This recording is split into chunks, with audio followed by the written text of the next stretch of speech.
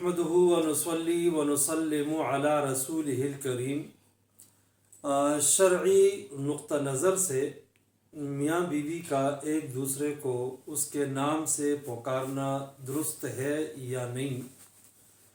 اس کا محقق جواب یہ ہے کہ ایک دوسرے کو نام سے پکارنا جائز ہے، البتہ بیوی کو چاہیے کہ وہ شوہر کا نام نہ لے، کوئی اور ادب والا نام لے تو زیادہ بہتر ہے۔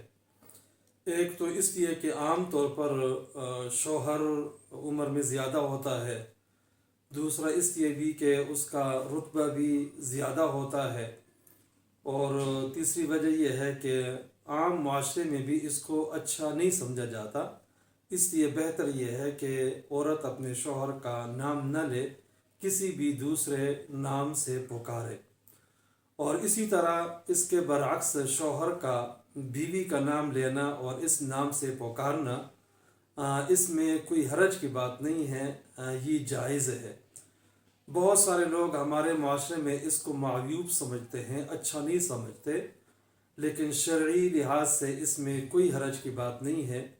آپ صلی اللہ علیہ وسلم خود اپنے ازواج مطہرات کا باقاعدہ نام لیا کرتے تھے، نام سے بھی پکارتے تھے، اور ازواج مطہرات بڑی ہستیاں ہیں، صحابہ کرام بھی ان کا نام لیتے تھے، اور روایات میں احادیث میں ان کا ذکر آتا ہے، اس لیے نام سے پکارنے میں کوئی حرج کی بات نہیں ہے۔